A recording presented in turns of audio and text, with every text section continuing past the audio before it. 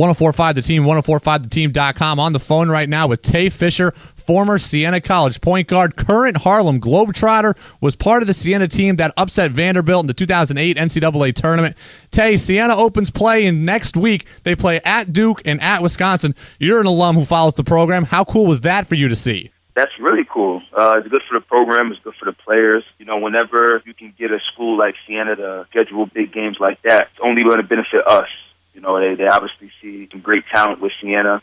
And when I was there, we played against Stanford and Memphis and, you know, Vanderbilt, Villanova, Ohio State. I mean, we played against some really tough teams as well. So I think it's only going to benefit them, and I'm only wishing them good luck. Tay, as a player, what's your mentality going into games like this? Siena's not expected to win, but also you don't want to just take away moral victories. Do you have an idea of what you're expecting? I'm okay if the final outcome is this, or if the game goes this way, I'm all right with that. I don't know. I mean, I think I'm a different breed.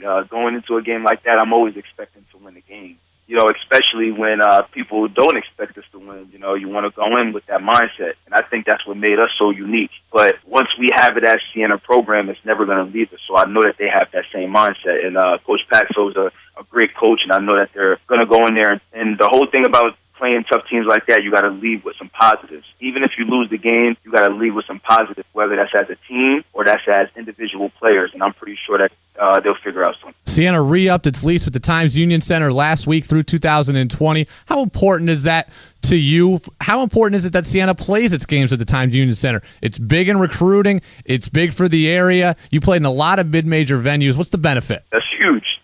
You know, the Times Union Center is where Siena should be playing. I would have loved to play at the Arc if I had the opportunity to at least a game, but TU is where it is.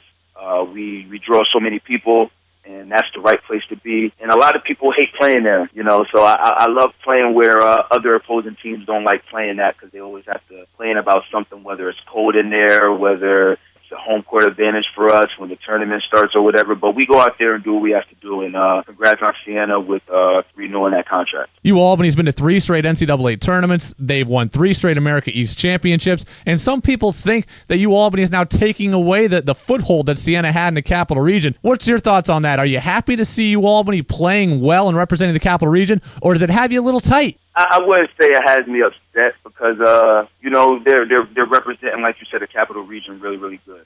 Albany is a great team. They were a great team when we played as well. We had our nice run where they weren't winning and they weren't representing the Capital Region either. So at this point right now, Albany is representing the Capital Region, and Siena just has to step up a little bit and be that team again to take on Albany and represent like we used to. So, you know, there's going to be a balance where it's going to be time that it's going to be them, and there's going to be time that it's going to be us. But we just have to figure it out. And when we play against them every year, we have to figure out a way to beat them so we can show people that we deserve to be on top as well. Tay, you're with the Harlem Globetrotters now, and I just have to ask, which way did this go? You always played with flash and had to kind of temper it to a more organized game, or you always played more organized and you had to kind of find this flair as you got older? Which way did this go?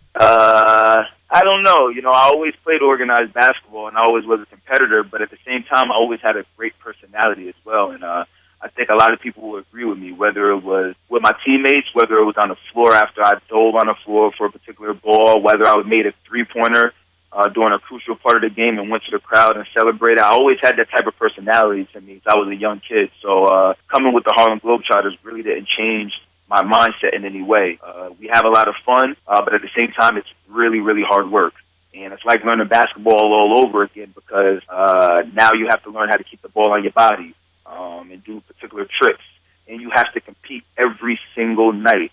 You know, I always learned that you have to go out there every single night and compete. But with the Globetrotters, it is every single night. Sometimes it's twice a night, which is a big difference. So I'm having a lot of fun. Been to 53 countries, and definitely been a dream come true. And I don't think I should be anywhere better right now than with the Harlem Globetrotters. Growing up, I used to watch the And One Mix Tour, and that's where I kind of got into watching flashy basketball, or guys that played with flair and guys that could dribble a certain way or do tricks or whatnot. How different is what you do with the Globetrotters from something like the And One Mix Tour? It's real different. Remember, we're the ones that started that. The Harlem Globetrotters, we've been around for 90 years. This is our 90th consecutive season right here. So it's the 90th anniversary, and we're celebrating it this year. And we're coming to the TU Center February 7th on Sunday at 1 p.m., and we're totally different than N1.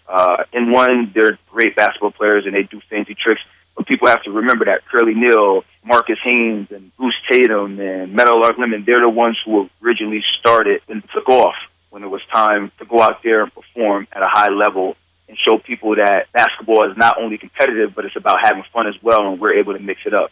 So there's a lot of people out there who are similar to what we do, but no one does it better than the Harlem Globetrotters. And I'm a part of the original team who started it. And I'm looking forward to this season and being able to bring some more fun and excitement to the game. February 7th, Times Union Center. I'll definitely be in the crowd. I know that. We'll be pumping it up as we get closer. Harlem Globetrotters at the TU Center. Current Harlem Globetrotter, former Siena Saint, Tay Fisher with us here, 104.5 The Team, 104.5theteam.com. Tay, enjoy the ride. I know you got a busy season up ahead, and we'll see you in February. Thanks for being with us.